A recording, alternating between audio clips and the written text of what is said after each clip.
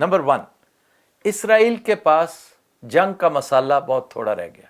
अब क्या इसमें नई बात क्या है, आप भी उतना ही जानते हैं जितना मैं जानता हूं, पूरी दुनिया जानती है कि Israel is running out of resources.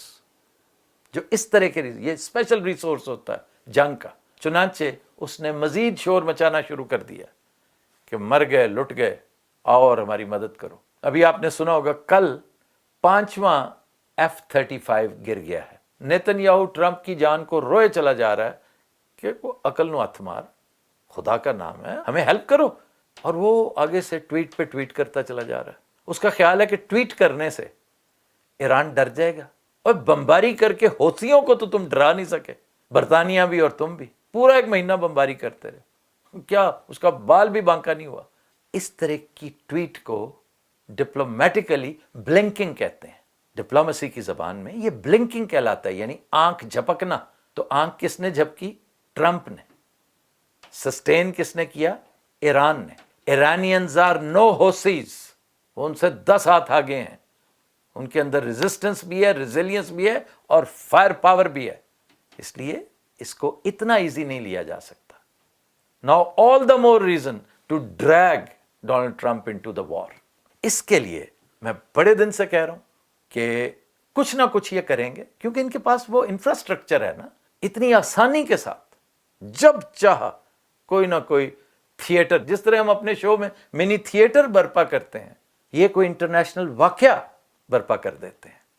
कुछ भी ऐसा हो सकता है, कुछ भी ऐसा अमेरिकन सॉइल पे हो जाए, अमेरिकन पर्सनैलिटी के ऊपर हो जाए कि लामहल्ला ये ट्वीटों वाली सरकार जो है इसको जंग के अंदर कूदना पड़ जाए।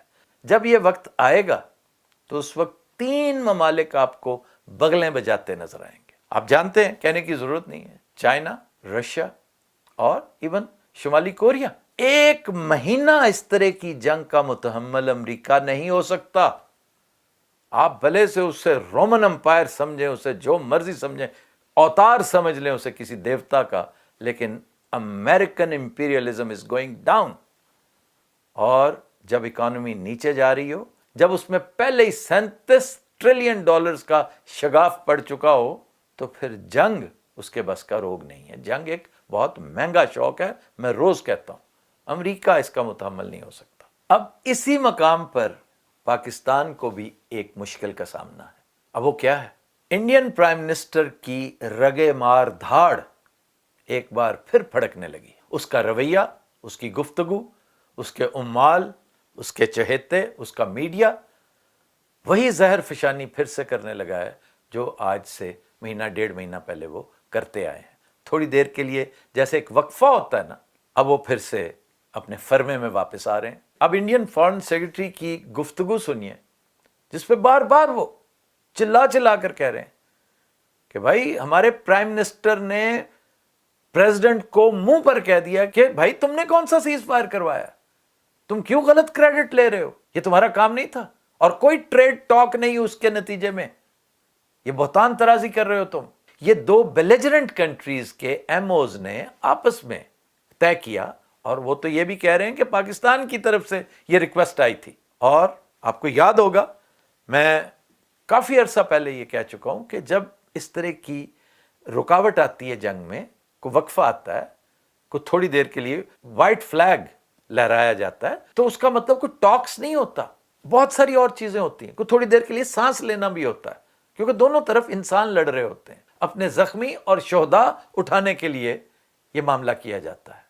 और ये बड़ी पुरानी रिवायत है कि जब एक तरफ से रिक्वेस्ट जाती है तो दूसरा इनकार नहीं करता, क्योंकि ये बहुत थोड़े वक्फे के लिए होती है। यहां ये वक्फा तूल पकड़ गया और उसकी बेशुमार वजूहात हैं। वो वजूहात इंडियंस को हमसे ज्यादा पता है, क्योंकि इंडिया को जब एहसास हुआ कि उसकी प्रिपरेशन उस लेवल पे नहीं है, क्योंकि हमें समझने में इंडिया से तकरीबन वही गलती सरजद हुई जो ईरान को समझने में नेतन्याहू से सरजद हुई थी। इसलिए जब हाथों में हाथ पड़ा तो पता चला कि भाई हमारा तो यहां पानी मर रहा है, हम इनकैपेसिटेटेड हैं। ये मामला तो हमने सोचे ही नहीं थे, हमने एंटीसिपेट ही नहीं किए थे।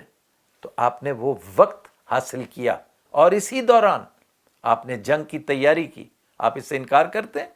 کہ آپ صبح و شام جنگ کی تیاری کرتے رہیں.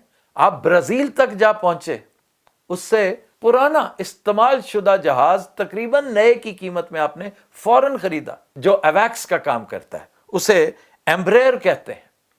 پھر آپ نے اس کو ریفربش کیا، اس کے اندر مزید بہت کچھ آپ نے ایڈ کیا، اس کو تیار چالو حالت میں کیا، بہترین کیا. کیونکہ اس طرح کی چیز تو پہلے آرڈر کرنی پڑتی ہے، اور آپ کے پاس بقول آپ کے ٹائم نہیں ہے. آپ نے تو بہت جلدی مکو ٹھپنا ہے کسی کا، اس لیے آپ نے ٹاپ ڈالر خرچتے ہوئے وہ برازیل سے جا کے یہ جہاز خریدا. پھر آپ نے آئس بریکرز لیے. اب یہ state of the art missile ہے، یہ اسٹیلتھ ہے، یہ بڑی خوفناک ٹیکنالوجی ہے. اور یہ کس کے پاس ہے؟ یہ اسرائیل کے پاس ہے.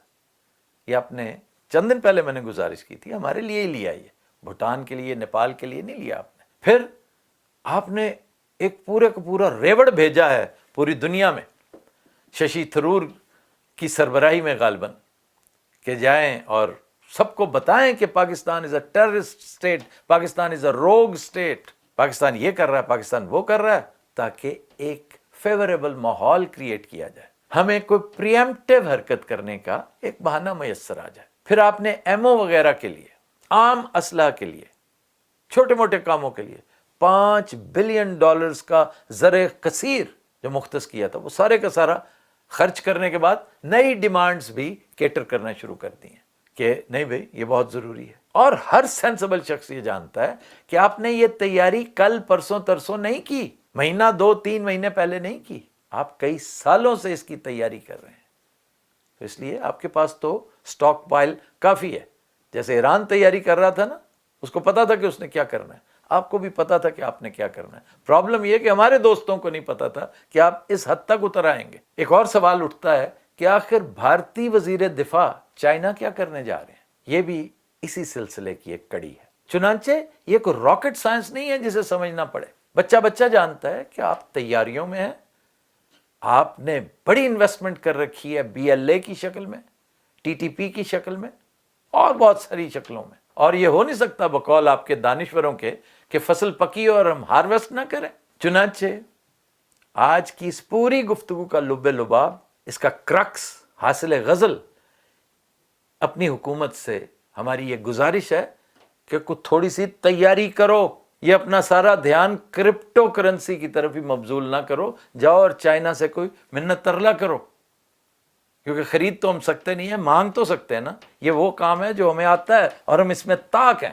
آپ کو بہت سو کو ہو سکتا ہے یہ بات ناگوار گزرے، لیکن مجھے یہ دونوں وارز مرج ہوتی نظر آ رہی ہیں، ڈو ٹیل ہوتی نظر آ رہی ہیں. اور یہ میں پہلے بھی کہہ چکا ہوں کہ اس پورے مارکے میں نہ میں نے اپنے جہاز بیچنے ہیں، نہ میزائل بیچنے ہیں، نہ گولہ بارود بیچنا ہے. میری کوئی دلچسپی نہیں. میری دلچسپی یہ ہے کہ میرے ملک کو اس آنے والے خطرے کا احساس ہونا چاہیے، اور انفارچونیٹلی وہ صورتحال نظر نہیں آتی.